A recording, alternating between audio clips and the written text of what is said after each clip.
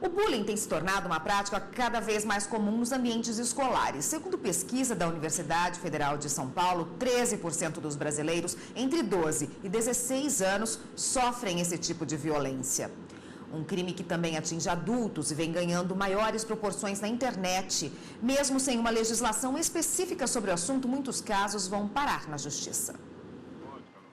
A mudança de comportamento deste menino de 10 anos foi uma forma clara do bullying praticado por 2 colegas de sala contra ele. As agressões aconteceram há 2 anos. Os meninos me batiam, me xingavam, brigavam comigo, xingavam minha mãe também. Eles diziam que eu era muito ruim, que eu não merecia estar na sala, que eu era muito feio. Os pais dos alunos agressores respondem solidariamente pelo dano causado pelos filhos menores. Os pais podem responder efetivamente pelos atos e condutas que os seus filhos pratiquem que efetivamente causem dano ou sejam até enquadradas em algum aspecto como medidas sujeitas à punição, ainda que seja sob o ECA.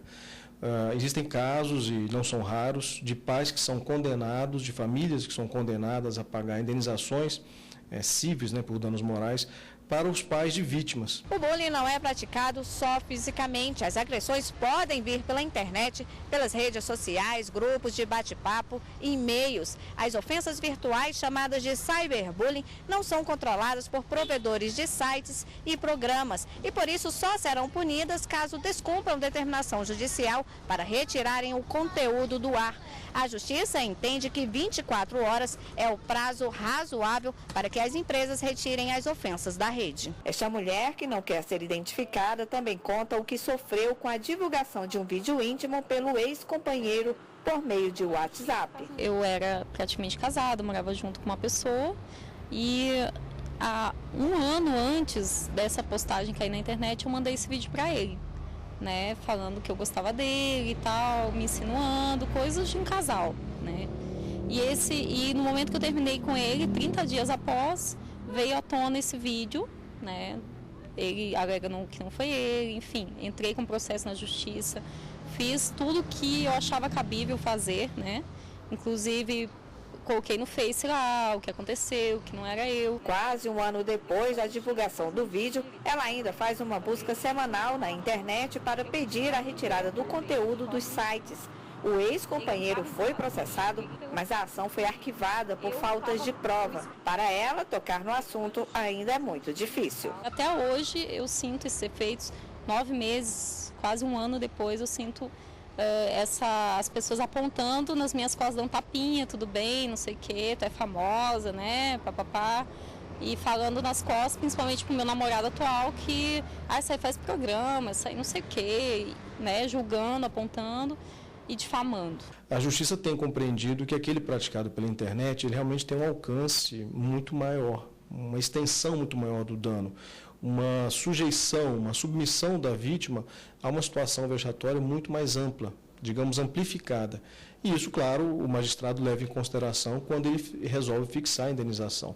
Com relação ao aspecto penal, nas situações em que aquela conduta de bullying, ela consegue ser enquadrada em um dos tipos penais previstos na legislação penal, o fato de ser praticado pela internet ou meio físico, em geral, não afeta e não interfere no julgamento daquele processo criminal. E para falar mais deste assunto, está aqui no estúdio a advogada Mariana Melucci. Boa tarde, doutora. O que é considerado um cyberbullying? O cyberbullying é aquele bullying, que é aquele conjunto de medidas repetitivas e agressivas que são empenhadas contra um grupo de pessoas ou uma pessoa específica, mas essas praticadas por meio internet, por meio de internet ou por várias mídias sociais, para as questões de mensagens de texto instantâneas, redes sociais, os sites de buscas e vídeo, enfim, que é difundido por forma telemática, pela internet. É difícil de diferenciar o que é uma brincadeira permitida, se isso é possível dizer, do cyberbullying? Depende do que a pessoa sente, por exemplo, porque uma pessoa pode se sentir ofendida com uma brincadeira de um colega que ganha uma proporção maior e outra pessoa não. Ou independe do sentimento da pessoa? Na verdade, depende fundamentalmente do sentimento do ofendido, do agredido. até porque se tratam, né, por analogia, quando você vai buscar penalmente uma solução, ela depende exclusivamente da representação da vítima. A questão do bullying, os assemelhados que são, inclusive, ações penais de iniciativa privada. Né? Uns que já existe alguma definição legal, elas são públicas, mas, porém, somente se procedem mediante representação. Então, a vontade, a ofensa, o sentimento da vítima é o que importa para que essa ação realmente exista. Até porque, de repente, a situação de uma ação pode colocá-la numa situação ainda mais vexatória, ou que ela não queira passar por aquele tipo de constrangimento. Então, o próprio legislador já deixou a cargo do agredido, do ofendido, essa decisão de se vai haver ou não uma ação nesse sentido. Antigamente, há uns 10, 20 anos atrás, até 15, a gente ouvia muito falar do bullying nas escolas, né? Que é aquela ação praticada por um grupo de crianças contra um ou também um grupo de outras crianças e adolescentes. Hoje em dia, o cyberbullying ganhou destaque. E é mais prejudicial, já que dissemina na rede, como a gente viu na reportagem? O problema é o nível de abrangência disso daí, né? Com a sociedade moderna e colocada todas essas questões de mídias sociais, em que todos estão inseridos, até crianças da mais tenra idade. Hoje em dia a gente até faz uma analogia, diz que aquele antigo bilhetinho que se escrevia no banheiro da escola, hoje está no mundo. Então, a gente não pode nem mensurar quantas pessoas vão ser atingidas por aquele conteúdo. Então, realmente tomou uma proporção muito maior, porque o próprio ofendido, ele não tem a proporção de quem teve aquela informação, de onde a honra dele foi ofendida e em que termos isso está. E outra coisa, muitas vezes acontece daquele conteúdo cessar e anos depois, tempos depois, aquilo retornar. Então, aquilo se torna um pesadelo eterno, que a pessoa pensa, nossa, acabou, isso vai voltar. Então, assim, é muito complicado pela questão da velocidade da informação hoje em dia e do acesso de todos hoje a esse tipo de mídia social. E não são crianças e adolescentes só que são atingidos, adultos também podem ser vítimas de bullying. Adultos também, de certa forma. Agora, o termo bullying, na verdade, ele é utilizado para crianças e adolescentes. Né? Há um consenso entre especialistas estudiosos que quando os integrantes, aí, os personagens são adultos, na verdade, está falando de assédio moral. Essa é uma questão de terminologia, porque a conduta é a mesma, é aquela questão repetitiva de estar são agressões repetitivas, ou pessoalmente, ou por meio de mídias sociais, né, querendo realmente denegrir a honra daquela pessoa, que causa um sofrimento imenso, porque a pessoa se vê ali exposta na sua intimidade, e às vezes em questões que ela já tem um problema pessoal com aquilo, e aquilo está amplamente difundido, que causa traumas, enfim. Até acredito que o tratamento deveria ser tido mais como uma questão multidisciplinar. A gente leva para esse sentido não só a intervenção da justiça. É preciso que todos os atores envolvidos, os pais, os diretores de escola, agredido e agressor, tentem, a gente até assemelha sempre para que se use uma mediação, para que se possa chegar a um consenso, porque é um problema social, né? Não deve ser somente dirigido à justiça. Eu acho que esse tipo de tratamento multidisciplinar, principalmente com apoio psicológico do agredido e do agressor também, que deve precisar de algum apoio, porque não é uma conduta bacana, não é uma coisa que se espera. Então, acho que esse tipo de tratamento multidisciplinar seria mais eficaz. Tá ótimo, a gente tem várias perguntas ainda para serem feitas sobre esse assunto, só te peço um minutinho que a gente vai para o intervalo e já volta. Obrigada. Nós voltamos a falar com a advogada Mariana Melucci a respeito do bullying virtual. Que passos o pai ou a pessoa, o adulto que descobriu que na internet é alguma coisa que denigre a imagem ou do filho ou dele mesmo, quais os passos ele deve seguir para que esse material seja retirado da internet e que os responsáveis possam ser punidos? O primeiro passo que o agredido, o ofendido deve se preocupar é com a obtenção da prova daquilo. É estar buscando onde estão, fazendo print das páginas onde aquilo está veiculado, para que ele não volte a sumir, e não responder aquela agressão com uma agressão, porque aquilo se torna uma questão bilateral. Então, buscar, fazer toda essa prova, tentar manter incólume a questão que já está lá e procurar uma delegacia. Em vários estados já existem delegacias especializadas em crime cibernético. Nos que não existem, aqui no Distrito Federal não temos, você pode procurar a delegacia da Polícia Civil mais próximas e relatar esses fatos, para que eles possam apurar e leve já a prova que você passou para o seu pendrive ou para o seu CD, enfim, para que a polícia possa analisar aqui, porque mesmo nas cidades ou nos estados onde não existe ainda as delegacias especializadas em crimes cibernéticos, existem seções da polícia que são principalmente ligadas às questões virtuais, às questões de alta tecnologia, que vão poder desvendar muita coisa isso daí.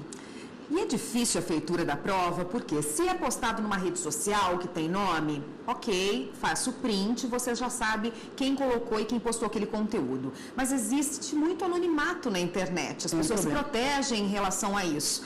E se a pessoa quiser denegrir outra e colocar esse material na internet de forma anônima, há como determinar de onde esse material partiu? Olha, é difícil.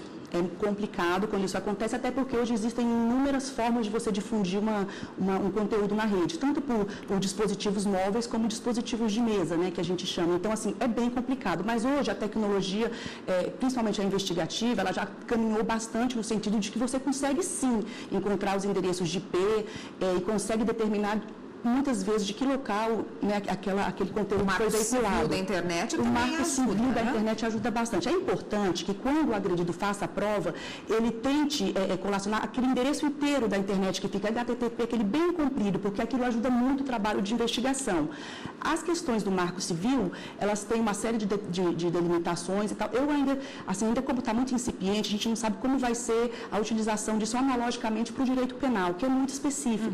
Né? Então, assim, temos que caminhar um pouquinho mais com isso daí. Mas, em princípio, nesse momento, quando você estiver buscando fazer as suas provas, é importante todo aquele endereço, que aquilo ajuda bastante a investigação. Quem curte ou compartilha um conteúdo que aí denigre a imagem de alguém, pode ser punido juntamente? Pois a curtida, na verdade, ela não quer dizer que você está necessariamente aprovando. Às vezes é uma questão, eu li, eu vi. Já o compartilhamento é um pouco mais complicado, porque você está dando mais vazão àquela notícia, você está botando mais pessoas para terem conhecimento daquela questão que está denigrindo a honra daquela terceira pessoa. Então, o compartilhamento eu acho, né, mais gravoso. Embora a curtida, eu acho que quem está coadunando com aquela situação também não é uma atitude. Se você vê que é uma coisa que muito provavelmente está ofendendo muito o agente que está sendo, né, referido ali naquele lugar, acho que ninguém curte isso, né? Infelizmente, de não ter a tela descurtir, né? Ou não curtir, seria bom. Para a gente encerrar, qual é a punição para quem pratica um crime virtual desse esporte? Pois penalmente falando, né, no âmbito penal, existe hoje já no nosso Código Penal crimes que são, grande maioria das vezes, os crimes contra a honra, né, e eles são usados para analogia porque, na verdade, o que está tutelando aqui é a honra do agredido. Então, a depender do que está sendo vinculado, do conteúdo daquelas agressões, vai ser enquadrado como uma calúnia, uma difamação ou uma injúria, que tem a combinação legal específica para isso daí. O novo projeto civil, o anteprojeto do novo do Código Penal, que está para sair a grande reforma, já prevê um tipo específico de cyberbullying. Né? Então, sendo aprovado, nós vamos ter na legislação um tipo penal específico para esse tipo de conduta. Tá ótimo, facilita a punição, né? Não é? Tá ótimo, obrigada pela participação. Obrigada. Eu conversei com a advogada Mariana Melucci a respeito do cyberbullying, que hoje é muito praticado na internet. Obrigada pela participação. Obrigada, até uma